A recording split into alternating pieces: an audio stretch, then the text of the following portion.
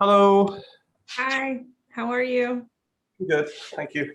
Good. Thank you for being here. And Oh, having me. what time is it where you are? It's 7:45 right Oh, now, okay. just about. Um, I just want to check that I can share this presentation. Mhm. What time? It's nearly 1 there, right? Mhm. Super. Okay.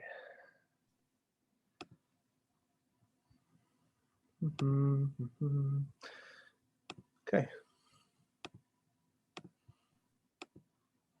Yeah. I'm just going to do it in the browser. Okay. All right.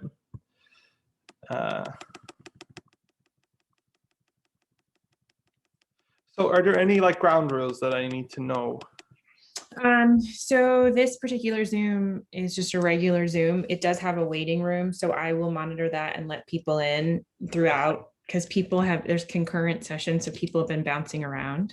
Yeah. Uh, I'll monitor that. You don't have to worry about that, and I'll keep Okay. an eye on the chat for questions. Do you have any audio in your presentations? Yeah, there's a video. Okay. Should be okay, I think.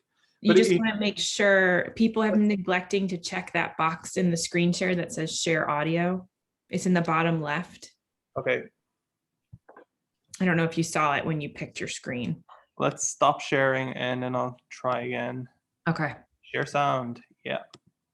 And I was one of those people. So Okay, good.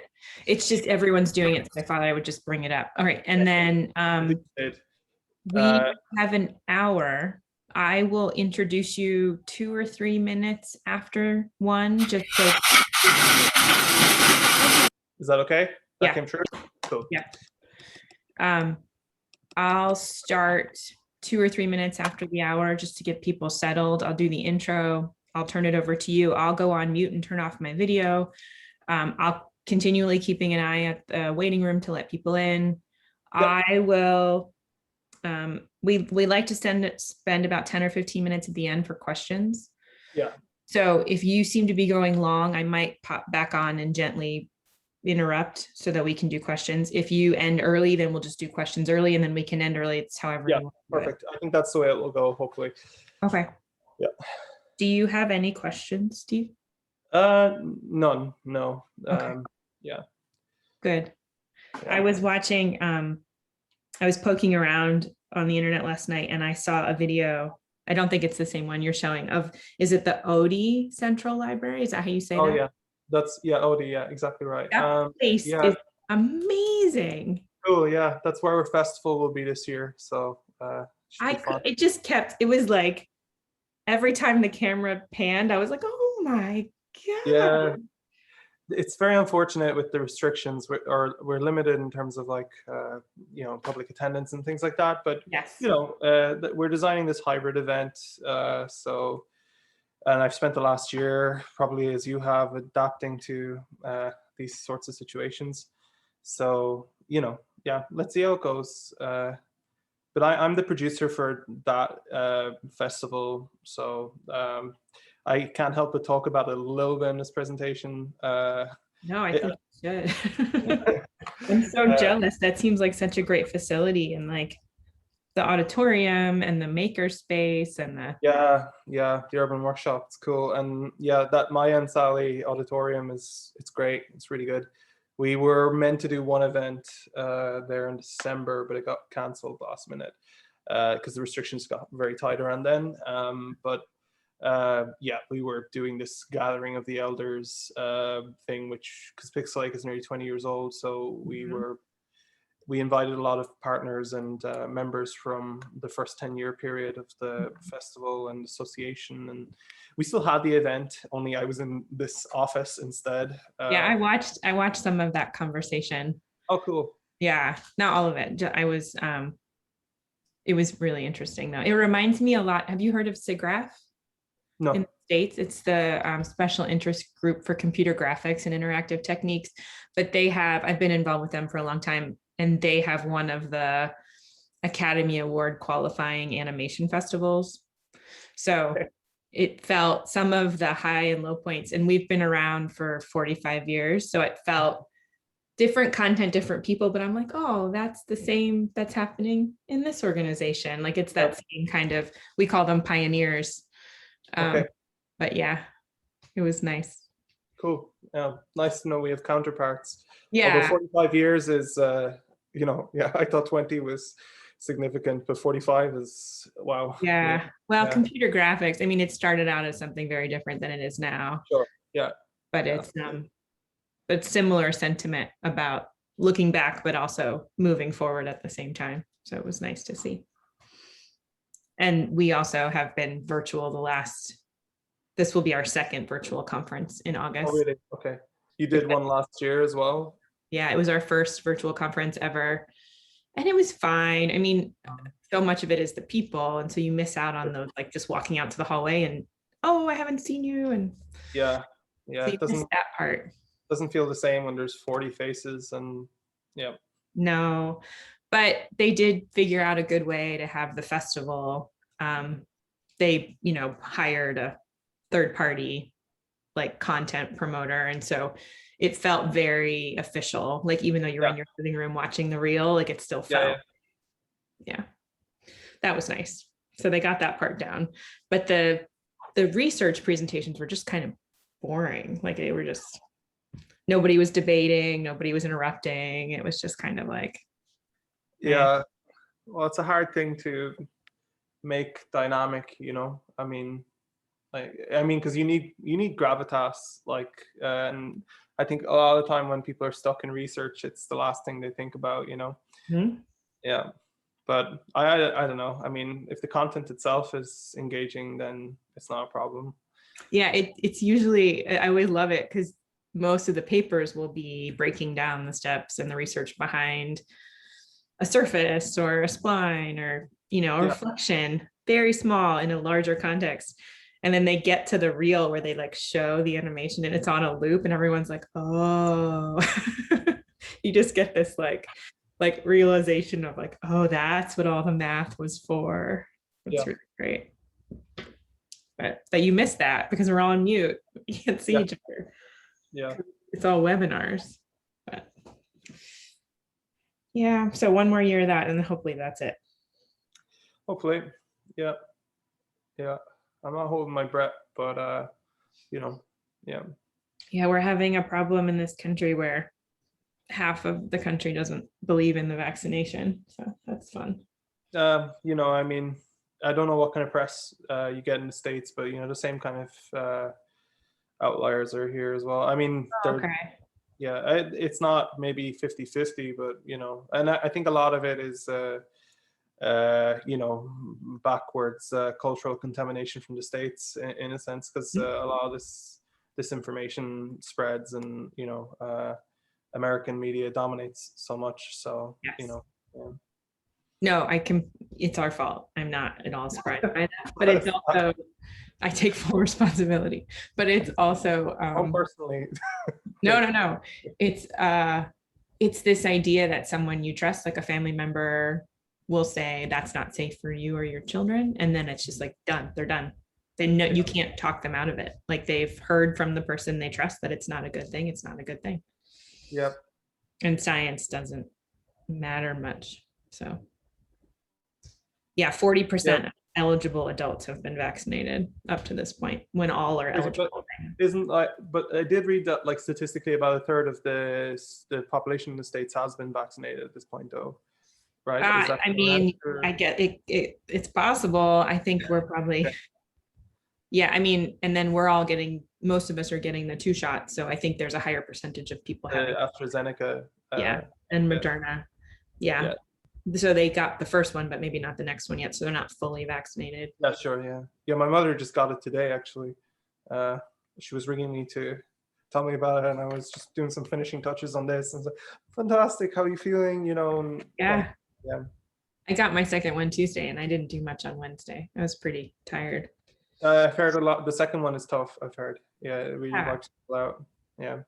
But someone had sent me a post that said statistically, the older you are, the easier it is. And so I was like, oh, the fact that I'm still in bed means I'm still young. That's Yeah, great. exactly. Yeah. Like, check. I don't feel that way most of the time with my students, but I was like, I'll take it. Yeah. This one time that I'm young.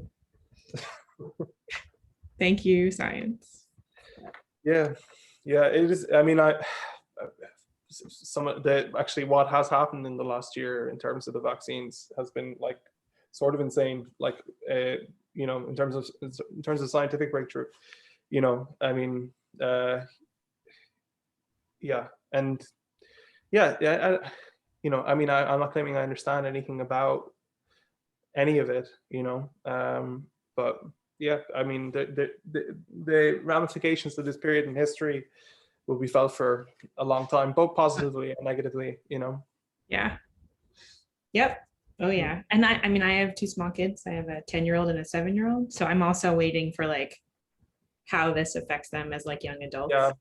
Like Yeah. what is the thing we don't see yet that like do they come out of this more resilient, more flexible, or do they come out of this with like this whole I have a 3-year-old, and you know, she's asking me, why are people wearing masks? And then I realized for her, like, it's been most of her life, you know, most of her conscious life, you know. Yeah. It's crazy. Yeah.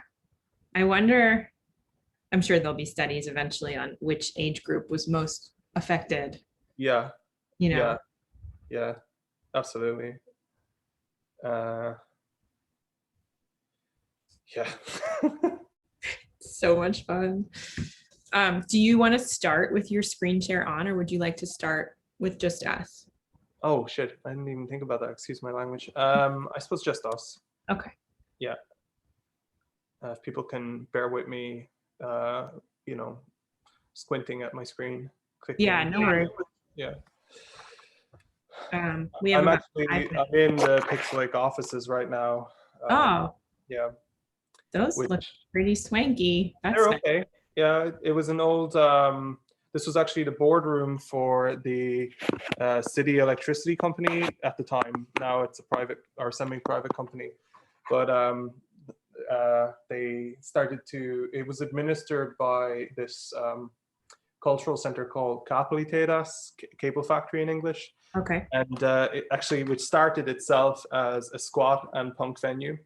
And then they got rights to their property and then became this cultural center. So then the city basically has given them since several properties to manage.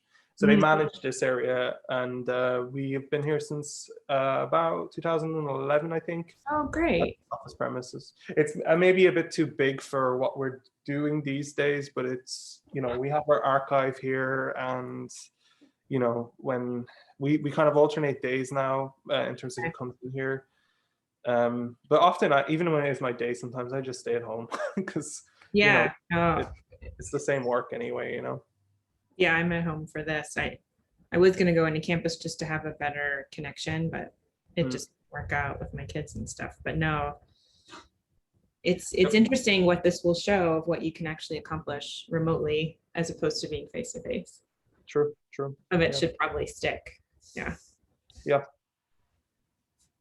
But you guys, I mean, Pixelache is international, no? Don't you have people? Or is we've been using Zoom for the past like 4 years or something like that. Yeah. So mostly our active members are around kind of Northern Europe. And then we have like a lot of kind of alumni that are based elsewhere. But yeah, the most active people are in the city, and it's just sheer adjacency, I think. Okay. It does make even remotely, it makes logistics simpler, you know. Sure. We're on the same time zone. We're using the same reference points in terms of like spaces and things like that. Yeah, that's nice. At SIGGRAPH, we're really international, and several of our meetings rotate because we have different time zones. China, Japan, but then we have West Coast of the US. And so it's like, you just can't find the perfect time. So someone's always up there. What's the time difference from like West Coast to East Coast? It's like 4 hours now. 3 hours. Yeah. So it's 3 all the way west. But then you get into the middle of the country where like it's not a straight line, of course. Mountain time, right? Or something like that. Yeah, there's central time and then mountain time and then Pacific time. Yeah. Yeah, weird. Cool Yeah, though. totally Yeah. weird. And then if you're in Indiana, the state of Indiana, they Yeah. split some of the state Oh, okay. is one and some is the other. And then I think it's also Indiana that doesn't abide by daylight savings. So then it changes. Great. Yeah, no, it's awesome. So I just rely on my invitations to be like, I don't care where you are. This is what time I have to be there. I just let my phone figure it out for me. That's right. Right.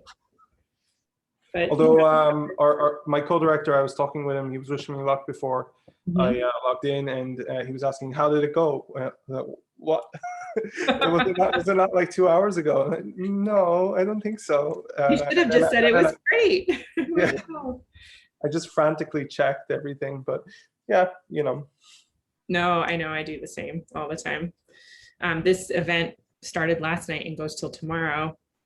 And we were assigned all of our introductions, and then they switched mine at the last second. Oh. And I couldn't do the new assignment because I was here with you, and I was like, I can't be in 2 places at once. And I was like double checking. I'm like, did I mess up or did you mess up? Too much stuff. Yeah, someone got sick, right? Like last minute or something. One of our team members, one of the artists, had her shot yesterday and then started feeling really bad. So yeah, that might have been part of it. Yeah. We have one person. I'm gonna let them sit there until right at 1 o'clock, and then I'll start people in. Yeah.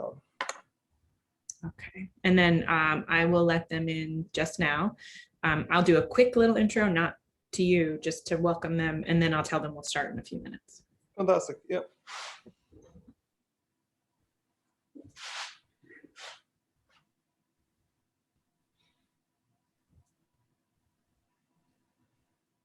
Hi, Haley. We're going to get started in a couple minutes. We'll let a few more people join.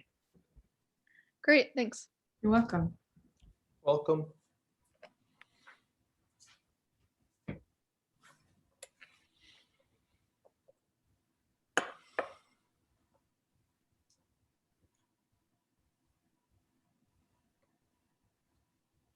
I actually wore some Pixelache swag for today. Oh, nice. I can't see it. You have to dip down. I wasn't here for it, but it was the 2010. Oh, nice. Yeah, I mean, we have one of our archive boxes is full of old T-shirts from previous festivals. So if there's no swag, it didn't happen. So yeah, exactly. Yeah, we have our tote bags over here then. Oh, look at the collection. That's nice.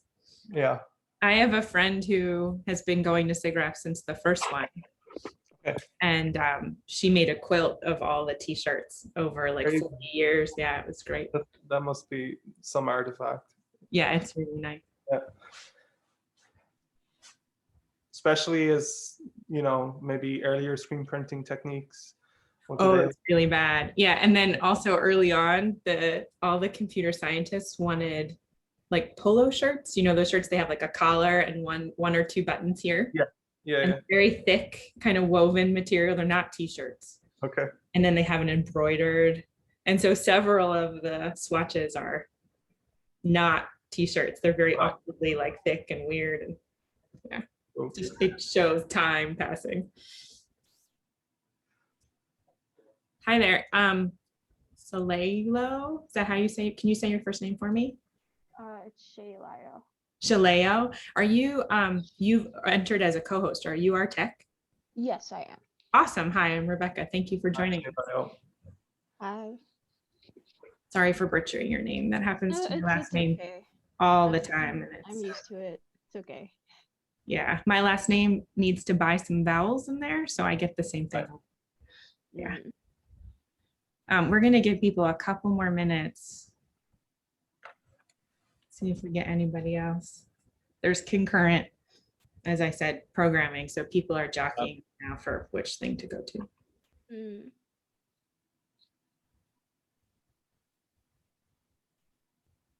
But we're recording, so people will be able to watch later.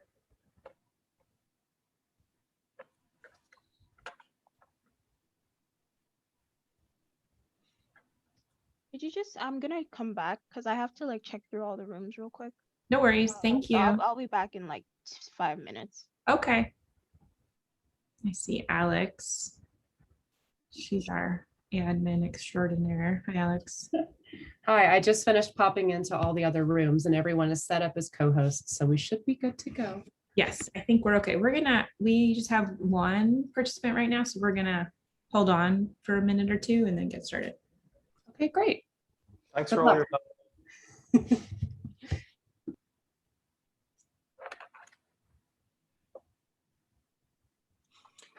Will the recording be posted anywhere, or? That's my understanding. I think there's like 32 presentations, so I think they're gonna wait till everything's done and then go in and edit beginning and end matter that don't count. And then All the stuff that we're doing right now will get yeah, all the chit chat. And then they will post it back up on the S3A site, is my understanding. But I will get that answer for you as to when. Cool. That's great. Yeah, I might have to ask you guys about permissions for sharing and stuff like that.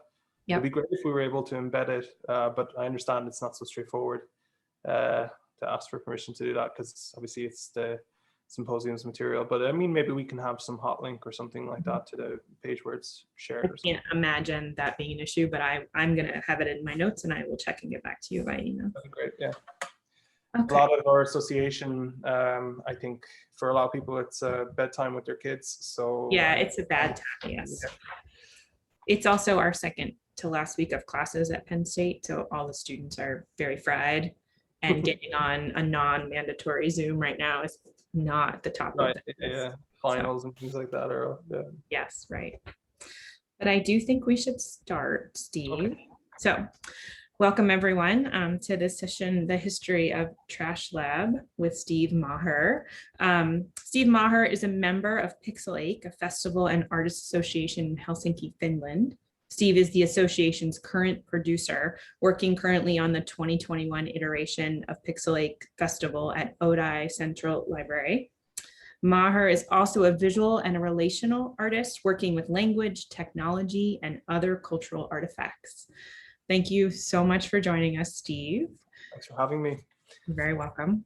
Okay, well, I don't need to say anything else. I think that's okay. Good. So I might just share my screen and move forward.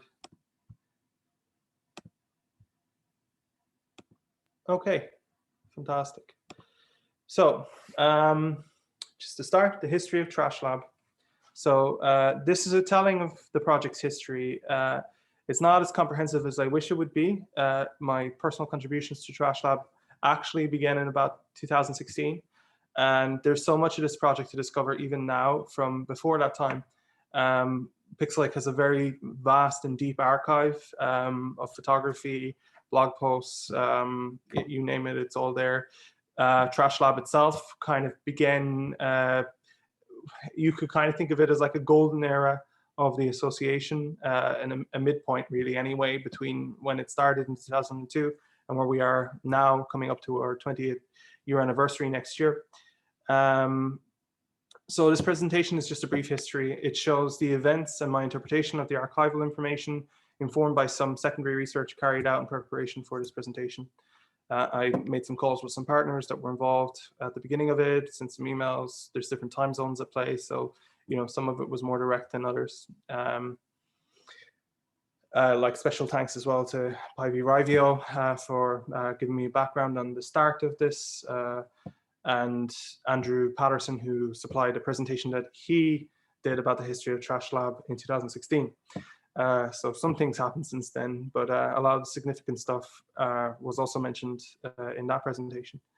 I was not able to contact all stakeholders though, but yeah, of course I was in contact with several key figures. And just to be clear about this, I'm not the originator of the project, obviously. These images and stories are predominantly attributed to many, many other stakeholders, with my contribution only a very, very small part at the end. I'm happy to be continuing its legacy through this presentation and some of the activities I've been able to oversee over the last couple of years with Sasha Nemetz. So this is just like a handful really of the many, many, many stakeholders that have been involved with the project. I won't dwell on this very long, but maybe if you recognize anyone, make a mental note. I think to talk about Trash Lab, you have to talk about what Pixelache is. So what is Pixelache? And just to attribute, this graphic is from Wojtek Maher, who is this year's graphic designer for our festival and everything else that we are doing this year. Pixelache is an association of artists, cultural producers, thinkers, and activists involved in the creation of emerging cultural activities, mostly based in Helsinki, but not exclusively.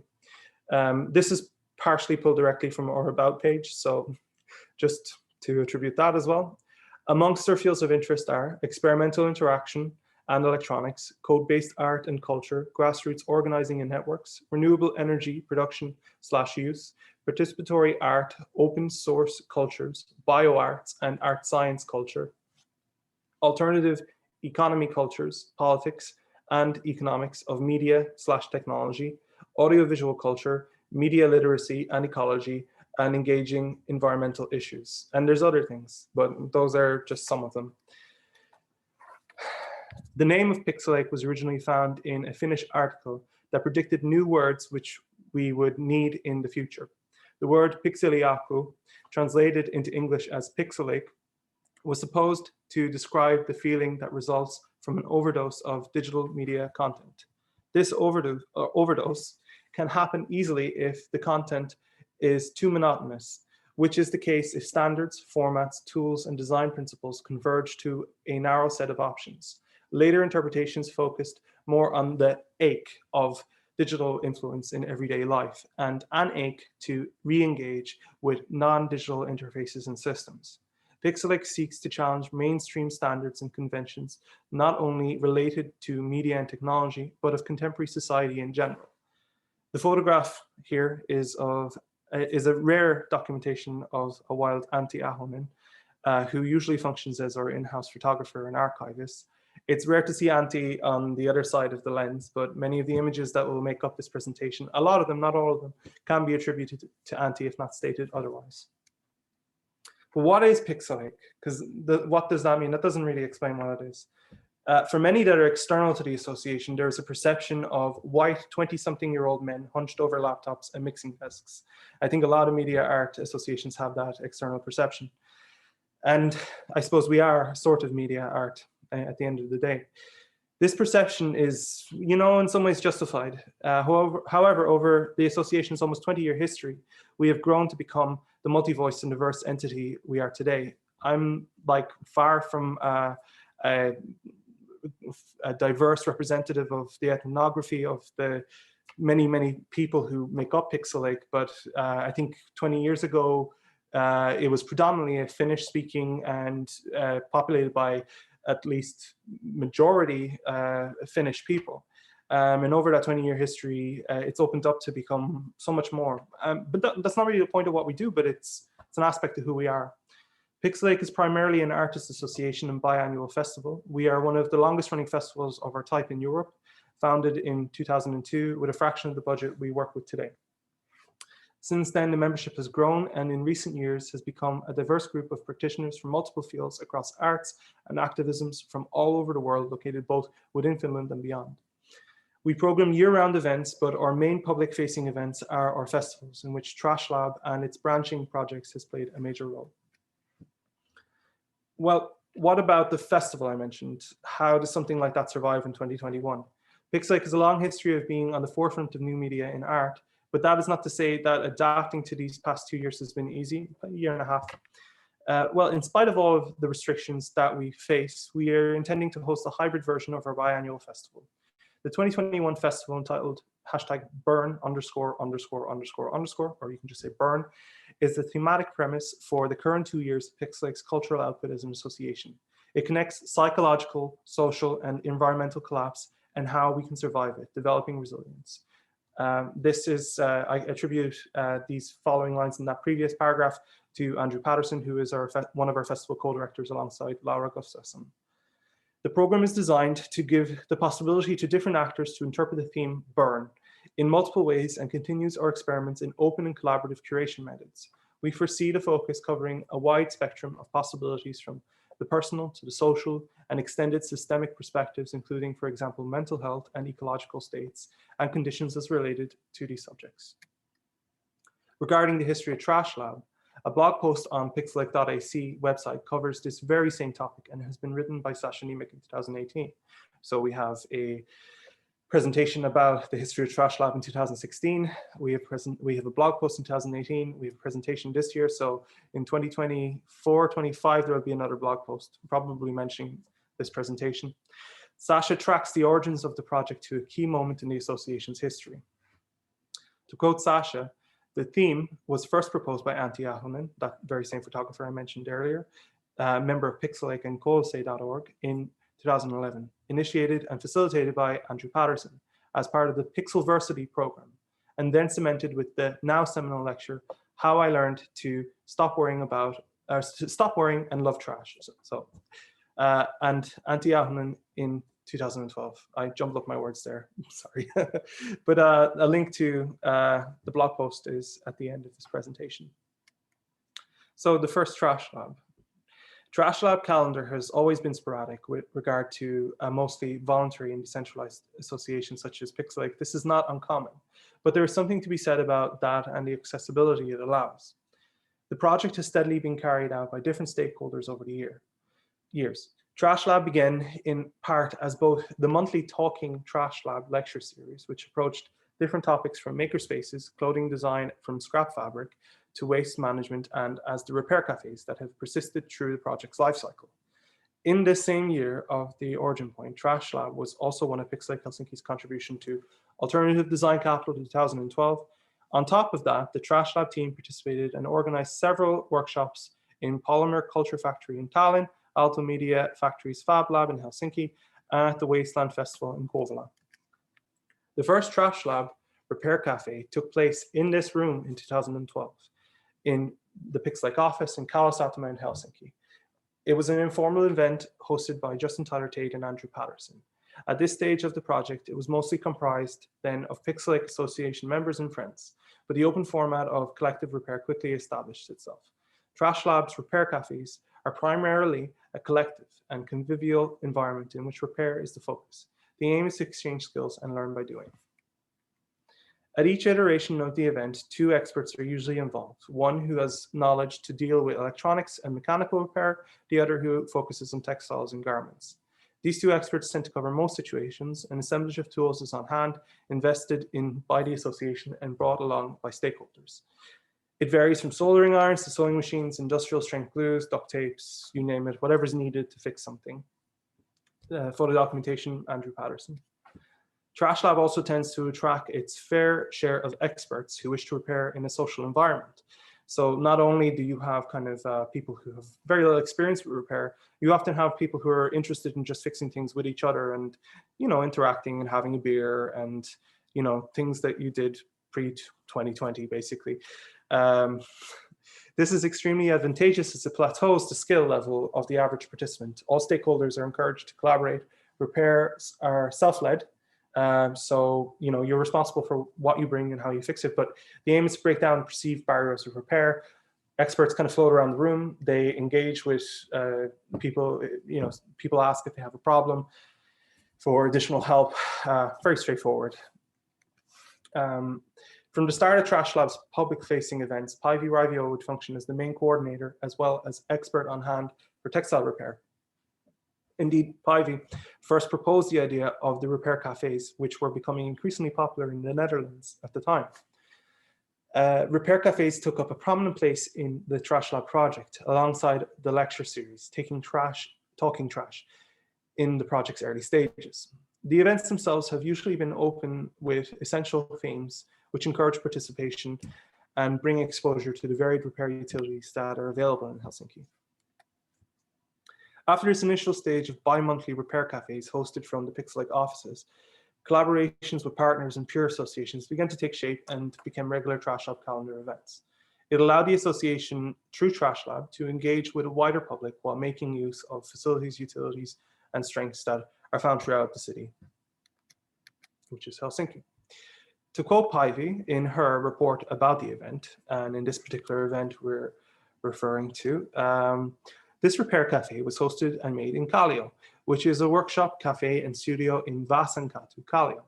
Kallio is a district of Helsinki, sort of like, I suppose, whatever variation of a hip neighborhood you have in your respective city. Led by experts Albert Line and Jelle van der Beek. Various successful fixing procedures were carried out. A kettle, plates, a phone, almost, books, and so on. Various diagnoses were also done, and at least 4 laptop owners now know the problem and can go forward getting the parts to fix their laptops. Again, fixing and learning together was fun. We also got a new expert, contacts for future events. And wonder who that was, actually.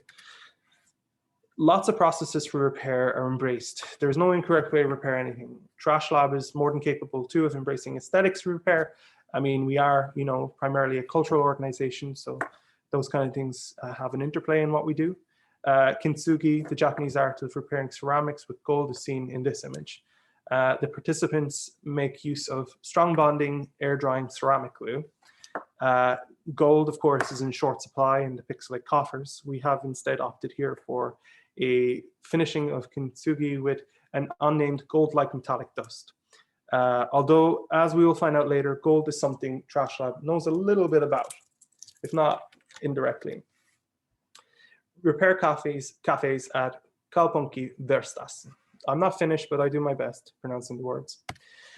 Trash Lab would eventually settle down for a time in collaboration with Kaupunki Verstas in Lasi Palazzi, a space ran and maintained by the Helsinki City Library. Well, used to be ran and maintained by Helsinki City Library. This was a monthly program of events which made use not only of the Trash Lab toolbox, but also the newly established Helsinki Library makerspaces. I mean, they'd been up and running for some time at that point, but they were quite fresh, let's say.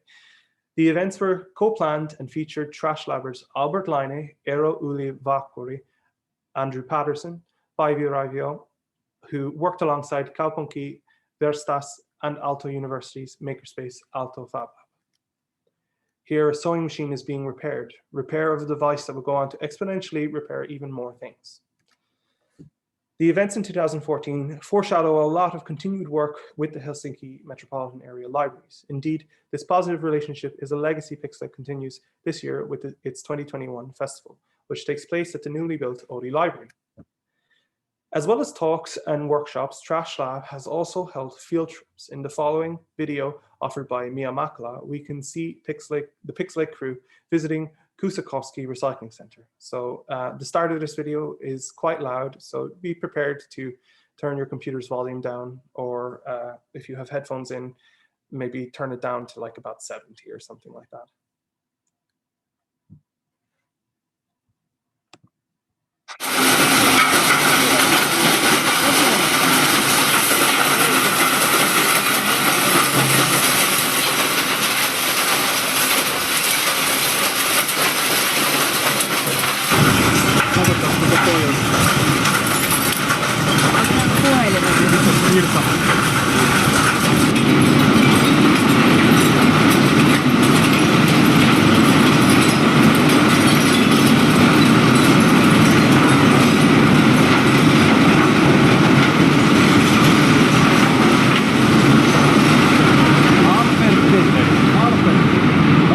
Tunnistamaan. Tämähän jaa, se on torksella, mutta se on eri uudempaa kamaa. Sitä on terästiä. Tää on kansi, mutta mille? On se yksi sisään. Tää on, veikkaisin, että tää on kaasupullo tai joku sellaisen. Tuttutaan. Tää on vasta tämmöinen.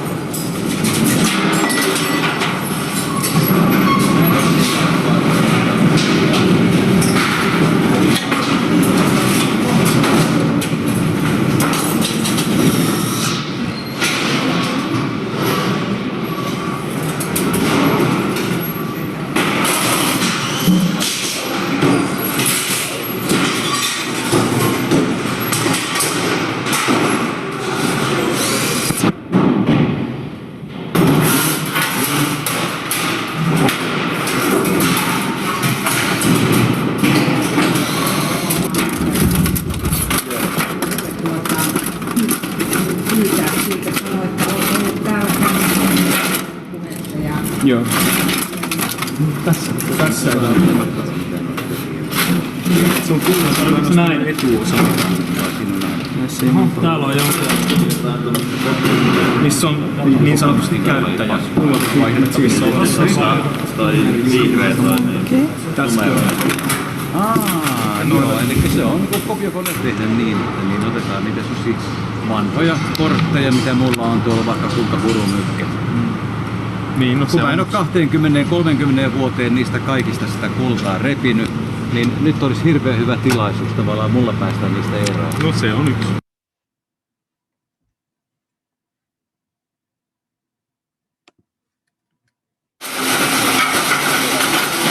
It's not what I want. So that was video was courtesy of Mia Makula. And we have a few stills here from Päivi Raivio. So yeah, in that field trip, many Pixelakers went into the space and just viewed the vast scale of material that's processed. But you know, I mean, the thing is, a lot of the material that is being processed is still perfectly usable. Some of it was quite new. Certain things there you might have seen were like the fire alarms, fire detectors, which have a small bit of like radium in them, which have to be like recycled like after a certain point of time they expire. But like so much of that material was processed, and a lot of the processes are used to recycle these sorts of materials use highly caustic chemicals and processes which are quite polluting. It is in Finland, so I think there are some like quality assurances and standards that are adhered to, but still these processes, I mean, it doesn't stop chemicals from being chemicals, even if every ounce of safety is undertaken for environmental concerns and for like health concerns. You can see the like scale of stuff that's processing through there, and all of it is then reduced to raw material. One thing you might have noticed was a lot of the computer boards that were in one of the bins, and the guys were looking at some of the processors and stuff like that, but most of those boards are recycled for the gold that's used as a conductor on the boards, which was the inspiration that Mia had for a project in response to this field trip called Gold Digger. So Mia's documentation of this event and participation would later manifest as an independent but Pixelache affiliated recycling event as part of the 2014 Kerätys Tehdas. At this event, many of the computer components you may have seen in that video documentation were harvested for gold. So there's my callback to the Kintsugi. Yeah, that's how you do presentations. So Kerätys Tehdas event. Kerätys Tehdas would be also something that a vanilla repair cafe would feature at an earlier stage around 2014, I believe. Trash Lab at this time was pre-Helsinki Library collaboration. It became a project of No Fixed Abode. These images are of Kerätys Tehdas, which means like recycling plant. Yeah, this was from the 6th version of the project. It took place annually at the cable factory, Kapeli Tehdas, which is a culturally zoned former industrial area that has a legacy as a squat and former punk venue. This event had over 10,000 visitors, a significant portion of which was participated in by Trash. A significant portion of those people participated in Trash Lab Repair Cafe, and the workshop was led by Justin Tyler Tate. There's Justin working on some object with a participant, and I think maybe that rucksack is getting repaired as well. And here is more repair happening. Here we see Justin helping out members of the public with their repairs. Justin was vital in maintaining the Trash Lab project at this period of his history, alongside Mikko Lagiola, many other people. I think at this point, Päivi was overseeing the project still. Justin worked in both roles as an expert and project organizer through his tenure. Justin is a versatile maker and artist. Indeed, Justin will go on to oversee Trash Lab project in 2016 onwards, helming it at its time when it would take place in a cultural space called Temporary, which later became known as Kusipala, which is based in near Hakaniemi in Helsinki. From about 2015 onward, Trash Lab was overseen by Mikko Laiola with the collaboration of Sanka Religia, I made a mess of that, League of Heroes. For the biggest part of the Trash Lab's history, Mikko was one of the key stakeholders. In fact, across most of Pixelache's activities, back at that period of time when he was still a member, Mikko was there with his hands and his mind making things happen. Just one of those kind of key people. Both Mikko and Justin ran one of my favorite Trash Lab. Well, it's a Trash Lab project, definitely Trash Lab related, and it was called the Recycling Olympic Games. And it featured as part of 3 of our festivals. So the Recycling Olympic Games was an alternative sports event that is focused on creative waste reuse, where international teams compete for the title of Upcycling Champion of the Gulf of Finland. And they also get a trophy. The teams were comprised of different national representatives from multiple countries. I think also there were some groups that were of no country or were assemblages of friends, loosely affiliated groups, and they battled it out to harvest waste materials from the streets of Helsinki to carry out some of the tasks that were outlined as part of the Recycling Olympic Games. So the challenges ranged to address topics such as fashion, construction, boat building, and naturally, as this is the Baltics, a sauna or 2 were assembled during this time. Here you can see one sauna that I got the opportunity to use, which was made in 2016. And it's kind of half built on a pontoon, half on the land, and it was assembled over the course of like 3 or 4 days. At this festival, I was the volunteer coordinator, but they didn't need any volunteers. They were pretty self-sufficient. Then the later stage of Trash Lab was when it was at Kuusipala/temporary. Now, I don't have a lot of documentation from this period. I think some of it has been scrubbed from the temporary page. I think if I had more time, I might have been able to dig through Facebook posts and things like that, but I would have had to ask for permission, and I just ran out of time. But this is the picture that I have to show from that time. So, you know, this is around when I started to get really involved in the repair cafes and just slowly kind of haunted everyone and ended up becoming an expert, although I'm no expert, but I can use a soldering iron and figure things out if I'm given time and enough YouTube tutorials. And this was Kuusipala, and before that, temporary. It was a very unique space. It used Ethereum to manage the cultural capital of the space. So you would, the more events that you attended, the more currency or temps you had to organize your own events. So if you attended other people's events, they had a little RFID card thing that you scanned when you went in, and you would log your attendance to an event, and you would gain more coins, which would allow you to, you could basically like propose your own event, and then other people could give temps to put the event forward. It was fantastic. I loved it. And it lived up to its name, unfortunately. It was temporary. Then it became Kuusipala for a time, which is a kind of a play on words in Finnish. It means like 7 different things because the cases in Finnish are like crazy. I won't go through them, but you can look them up. Around the same time this was happening, there was someone in Helsinki who was carrying out an event called Repairathon. That was Sasha Niemetz. And eventually Pixelache and Sasha would join forces. So Sasha, Repairathon was started in Helsinki by Sasha, an artist, designer, and repairer who is currently based in Nova Gorica in Slovenia. But back then she was based in Helsinki.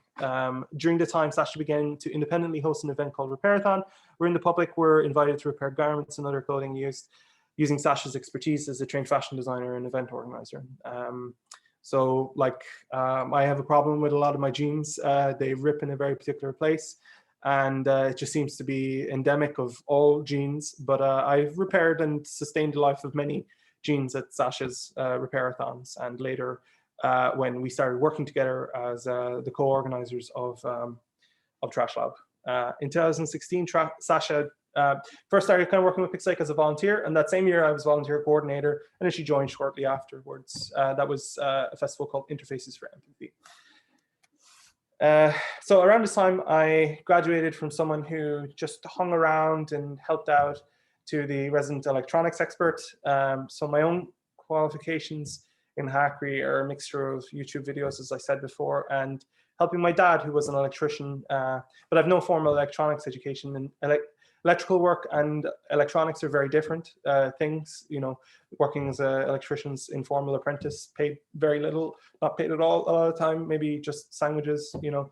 But yeah, but I know how to put one wire into another wire and what's, you know, positive and negative and that kind of thing, and what a capacitor does, stuff like that. I couldn't really feasibly design a circuit, but I could diagnose what's wrong with a circuit if I have a multimeter, which makes me suitable as an expert. But I approached my expert position anyway with this philosophy that if it's already broken, you can't really break it any further, and indeed you might end up fixing it and learning something. And at the end of the day, if it's broken, still you're in the same place. You just haven't tried. If you're not there. So when I first moved to Finland, I couldn't help but get involved with trash. I moved here initially joining my partner, who was studying their master's at Aalto University, and while living on the Otaniemi campus and living off a generous grant from my home city, Limerick in Ireland, for their City of Culture in 2014. It was called the Kieran Maher Legacy Award, spelled differently but pronounced the exact same. I would wander the streets surprised by the wealth of raw materials in open-top electronics dumpsters. And college campuses, you might be familiar, a lot of stuff gets thrown out at the end of semester, but this just seemed to be like constant, although there were seasons when there was a lot more stuff. And then of course, you know, the actual like institutions themselves just seem to dump a lot of like very interesting retro electronics a lot of the time. So it was through this hands-on experimentation. I would just take anything if I thought it looked interesting enough, crack it open, see how it worked. I tried to fix it. I'd supplement my income a little bit by repairing broken things and selling them on like third-party like sites and stuff like that. And while I was doing all that and working as an artist, doing my heavy metal detector project and, you know, drinking too much coffee, Pixelache was doing Trash Lab, and I started to hear about it and started attending it, and, you know, slowly became part of the actual association itself. Now I'm a member of the board. I'm its treasurer. I'm also the producer, which I already said. So there you go. And what kind of events have I hosted as one of the Trash Lab organizers? Well, with Sasha, we had several like Trash Lab repair cafes. I also did some field trips of my own. Here I'm pictured below giving a similar presentation of the project's history. I should have dug out that presentation and used some of it for this presentation. So I was repairing like a varied assemblage of toys and electronics with stakeholders. One participant brought an old Yamaha studio mixer that they salvaged from a dumpster. And while we were unable to fully fix it, we were able to diagnose the issues with it and offer some solutions for its repair. I'm compelled to say skip, but I carefully say dumpster, just so I'm understood, but I grew up calling them skips. My crowning achievement from hosting this iteration of the Repair Cafe was when an elderly man who entered the workshop with a flat screen TV from his holiday caravan. The workshop took place in a holiday caravan camp. And while my Finnish is like, it's okay, you know, I'm not fluent and most of my vocabulary is not specialist. And added to that, Seinäjoki is not Helsinki. It's a large city in the region, but it's strong ties to rural surroundings. So it's not like Helsinki or Turku or Tampere, where people don't blink switching between languages. Between like wild gesticulations like this and in a moment some kind of mixture of Finnish and English, like we formed a temporary pidgin. We developed. I tested the screen, diagnosed what was wrong with it, and then found out that the problem was actually the caravan, and we fixed it. And that did great wonders for my imposter syndrome. As it is now, Trash Lab is proving difficult to organize for a group-focused event that is about hands-on learning. Last year, we hosted several remote versions of the project as a testbed, but by the end of 2020, most people were too fatigued by Zoom-based participatory projects. Which is why I really appreciate you guys being here right now. Not that it's participatory, I'm a talking head, but you know, I still appreciate you being here. There might be some participatory elements when there's a Q&A at the end. The majority of Pixelache's energies now focus on the festival production, which I'm overseeing.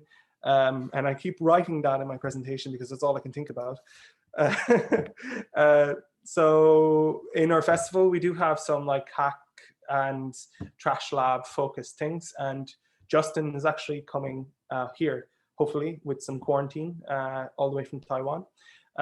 He'll be doing hackathon, and they're making DIY air conditioners or repairing air conditioners and doing some other stuff with air conditioning. So that should be interesting. Hopefully we don't inhale any Freon.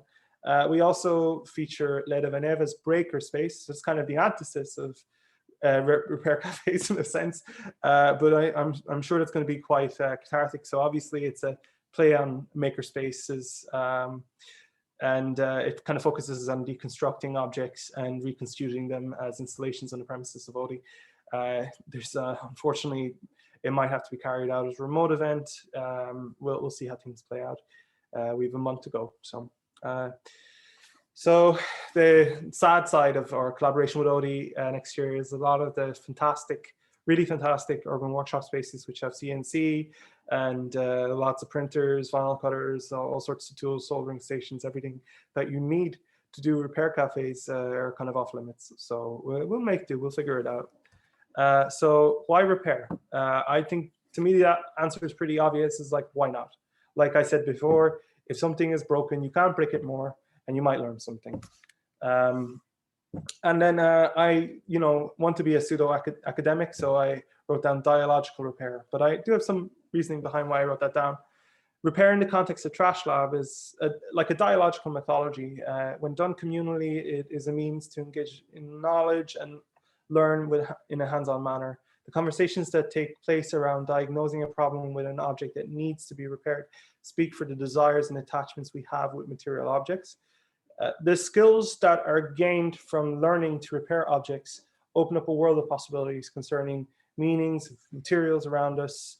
It's like gaining access to, it's like in the Matrix when, Neo says, well, I know Kung Fu, because when you kind of look at everything for their constituted parts, it's like you're closer to understanding functionally how, it's like learning how to do magic in a way, or at least it feels like that. I think, sometimes it's very special anyway, like the developments of technology that we have in front of us. And, they can seem quite mystical because of how they're packaged in very neatly designed ergonomic plastic, but functionally, they're quite simple. When you take the time and have patience to watch thousands of YouTube tutorials. In an increasingly consumer-focused and disposable culture, repair is activism. Everything is telling you not to repair something, and it's so ingrained in culture that we don't even question it. We just assume when something is broken, that's the end of it. The battle to repair may be waged within statute and legislation at national and global levels with many different nation states, but repair starts at home. That's the truth of the matter. And I just want to leave you with this thought that you still own everything that you've thrown away. And this is my bibliography. So take a mental picture. There you go. Thank you so much, Steve. That was wonderful. I have lots of things I wrote down, but I want to give other people a chance. If Haley or Shalelo has any questions or comments, they're welcome. Not to put you on the spot. I'll dive into some of mine and I'll keep an eye on them. So in the States, I have never organized one, but I've attended several repair clinics, is usually what we call them. Mm-hmm. And what I noticed, the difference between what I've witnessed and what you've said, is that at these repair clinics, it's typically on college campuses, and students show up with their broken thing, and there's this center pod of experts, and they hand them the thing gets taken away and fixed and handed back. Okay. And the student, to be honest, is usually oh, I'll go watch something on my phone while you do this. So it's a very passive, I don't know, like Service focused almost. yes, it's very, I mean, it's still good because you have younger people who are like, this is an important thing, I want to fix it, as opposed to throwing it away and buying another one. Sure. But they're not as engaged in the process. And you've described something completely different. Like the person is fully engaged, like they are the one fixing it. The experts are helping them get there. Yeah. Can you talk a little bit about like that philosophy and why you picked that particular way? Or was it never a conversation? It was always going to be that way? Well, so I wasn't there at the start, but I just think like as a kind of a grassroots organization, there's just this assumption that people will be DIY about what they're doing. I also think like legislation here is probably very different to the States in terms of liability. So like, I think a lot of these clinics might be concerned about giving soldering irons. The first, like, while I don't have any formal education in electronics, I did attend like a kind of some electronics classes when I was in secondary school, high school. And like, you know, they were really worried about us using soldering irons to clean out our ears because it had so like, I think that might be at play. I have attended events which are more like what you describe. You know, there's space for that too, I think, you know. But our philosophy has, like with everything that we do, is about community and about like building community. So and like skill-based exchange is part of that community building, I think. For sure. Is it Haley or Hallie? I'm sorry. It's Haley. Hi. Haley, do you have a question or a comment for Steve? Yeah, I have like a lot of thoughts because it's just like really exciting, and I want to say thank you. Thanks. Yeah, I just in the past like year and a half, 2 years, I've gotten into like electronics repair, and it really resonated what you said, that it just like starts to kind of feel like magic. Yeah. That you're like working with these things that like I still like don't fully understand like how electricity works, but when you still are like tinkering with it and like collaborating with it, it feels really incredible. I'm curious, like, if you could talk more, like this isn't like a direct question, but I'm like really appreciated what you wrote on the last slide. You still own everything you've thrown away. I'm curious if you could talk more about that, especially like there's this essay I've been meaning to read, and I think it's like a manifesto for the broken machine, and it's kind of like extending this like philosophy we have towards like broken machines towards people, like the way that we think of a broken technology is something that either needs to be like fixed or disposed of, and how like certain people have that ideology towards people who don't fit within like the dominant culture, I guess. So yeah, I guess my question was just like if you have more to say about that last quote. Yeah, I think so. Like, it's just when you take a step back from the idea of like the word trash and the concept of trash, you know, what the hell is that really? You know, I mean, like, something is now not yours anymore. You know, how does that happen? And let's not even break down how did something become yours? Like, what is ownership? I mean, like, what is no longer something once you've owned it?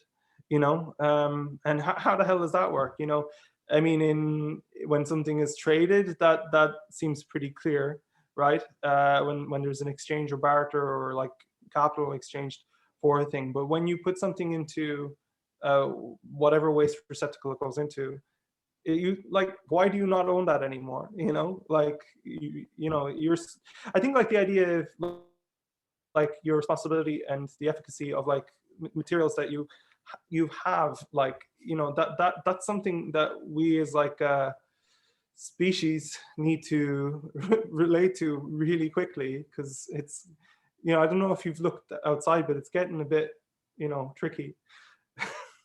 I mean, there are landfills just full of things, you know, and not like our homes are full of things, and then we put things into a box and then the things go away, you know, they go to somewhere else where all those things are, and then we either incinerate them, we bury them, you know, we melt them down for their constituent parts, someone makes that into capital, and it becomes someone else's thing that they own. And, you know, there is no like conservation of energy in that exchange. Something is lost, you know, something is done which is external to that object existing. There is something burnt, there are chemicals used, you know, So there's all this energy going into waste. I think like just that, like kind of note, that idea of, you know, you still own everything you've thrown away. You know, it'll look good on a t-shirt or a bumper sticker, and it might get someone to think about it for like a moment, you know. I'm knocking out all of my American cultural references like bumper sticker and things like that. We don't have those. Dumpster. I didn't know. Now Oh I yeah, know. yeah. And I'm speaking in my, and you guys probably think I still have an accent, but I'm really toning down my accent right now. So That's terrible that we make you want to do that. I've been doing that for a while. I live in another country. So if I spoke like how they speak in Limerick, you know, first thing they'd ask me, is there something, you sound very nasally, do you have a cold or something? I don't know. Yeah. I also really loved the exchange using Ethereum and the temporary. Oh, to temporary kind of- is such an interesting project. Yeah. I mean, as you were talking about it, I was like, gosh, how do I get my students, or because we're always looking for the what we can incentivize to get them to do cool stuff. Like, it's almost like I want to just shake their shoulders and be like, this is so important, like just go do it. But if it means they get like a literal tally of the value of something by participating that they can then spend again, I mean, that might be it. It's such a nice idea. It was so cool. John will fail. He's from Pittsburgh, and Agnieszka Prokufka. I can't remember what city Aga's from in Poland, but she's Polish. But they started it. It was a Kone Foundation grant initially that allowed them to seed it, and it was an experiment, and they named it that way, you know. And they tried to get a kind of a community to then take responsibility for it, sort of, I suppose, like you have with Pixelache. But these things don't always come together so easily, you know, particularly when you have like a highly technical thing, which is the foundation of how it works. It's hard, you know, when you have two kind of key figures that are running it, you know, they can interpret everything like that's happening in the space. I remember like, though, like it was an uphill struggle to get the community stakeholders, like users of the space, to like engage with the system, you know, because it's secondary, you know, to cultural engagement. But you know, when you kind of started introducing it, some people got really into it, you know, others didn't so much. But yeah, if you wanted to put an event on, you had to be using it. So yeah, and then you get the super users who like just totally figure out the system and how to. Yeah. I'm sure they still have a surplus of temps on their dedicated Ethereum like account, or however John managed to pull it off. Yeah, I mean, and I just add, I'm a hardware guy, not a software guy. I understand the principles of it, but you know, yeah, still super impressive for me. I'm also curious, and this is my ignorance showing, is there you've talked a lot about what we would call dumpster diving, where you're going to trash and pulling it. And in the States, in certain places, that's very much frowned upon and illegal. Like you can get in trouble, you're trespassing, right? In bigger cities, it's not such a big deal because people put their trash like out in front of their homes, just kind of there, and no one's gonna bother you. But in certain places that you cannot go through other people's trash. But what there is here, especially in where we are in Pennsylvania, in central Pennsylvania, there's a very strong garage sale, yard sale culture, especially in the nicer months. So starting about now through October, like every Friday, Saturday, Sunday is yard sales. Does that exist? Yeah, there's some really good flea markets around. People do that, and yeah, people have yard sales. Actually, not very common in Ireland, where I'm from. You have like car boot sales, but it's a different kind of cultural thing, you know. And in terms of like yard sales, well, yeah, I suppose like you don't have like the same sort of sprawling suburban space. There's a lot of like condensed urban, like a lot of people live in apartments here, and that's the norm, you know, families, and like it's not like a class thing, you know, it's across the board. So like usually people use curbatories. Also, weather is a restricting factor because you have like basically 3 months of good weather. So people would probably rather be at their moki, at their like summer cottage, than, you know, doing yard sales. They would usually use flea markets that have shelves and number systems, that kind of thing. Got it. But that plays into it too. I think like to illustrate like how socially acceptable like trash diving is here, or dumpster diving. I would classify dumpster diving as like dumpster diving for food, and trash diving is like trash diving for materials. That's my distinction, but I don't know like what the correct nomenclature is. But there's a very famous like picture of Tarja Halonen, who was the president of the time, and she was dumpster diving for a frying pan. She was still president. Like, so, you know, Wow. that's how acceptable it is. Like, I mean, people just look in skips and it's not frowned upon. I think in Ireland, and particularly in like in the part of Ireland in the south where I'm from, you know, like people would give you a look or whatever. I don't know. It never stopped me. Yeah. I mean, there's no legislature or law that says that you can't do it. The police, the An Gardaí Síochána might come over and, you know, what are you doing here and that kind of thing. But I mean, they don't have guns, and they're usually, you know, just telling you to move on. So. Yeah, another world. I mean, we have buy nothings now too. Like you have these online groups where people are like, I have a this, who wants it? And it's very civilized and lovely. If you're able to spend your time kind of sifting through all the posts. Yeah. Yeah, I'm familiar with it. I collect like vintage toys, so I okay, great. Spend a lot of time doing that. Good. Yeah, I mean, it's an important part of my artistic practice, which is rehabbing older things. So it was nice to hear different versions of that. Thank you. No worries. Haley, did you have anything else you wanted to ask Steve? Yeah, I was also sorry, my cat is getting all in here. I was wondering about like what you typically do, or like what your philosophy is regarding like the things that you can't make usable again, and you just like, and they start piling up. And yeah, I'm just wondering like what you typically find yourself doing with those things. Yeah, I mean, past a certain point, there are things that are like impossible because of the materials that they're made of to reconstitute. You know, another thing I missed, our office used to have this zero waste policy for 2019 we did it, and what we did was we commissioned an artist to make a totem out of all of the materials that were left from the office, like as a response to that. I mean, you can't really do that on an industrial scale, but you know, that's something we did at a smaller level. I personally just hold on to everything because I like to like do trash bashing for like models, you know, like making like sci-fi cars and things like that. That's not my practice. That's just what I do to keep sane. But you know, yeah, I mean, they're still physical materials that could be used for something. I mean, you could use them as a doorstop. I think if something is past what it was originally used for, upcycling is an option, basically. Except if it's radium. Yeah. Or like freon, or you know, mercury floating around. Yeah. Good. Tasty mercury. Well, I think this is probably a great place to close up. Steve, I so appreciate everything you've shared with us today. Videos were fabulous, and I've learned quite a bit, and it seems like the others have as well. So thank you so much for joining the S3A Symposium, and I hope the attendees join some of the other sessions today and tomorrow. All right, slán leat. Good luck. Bye-bye. Thank you. Thank you.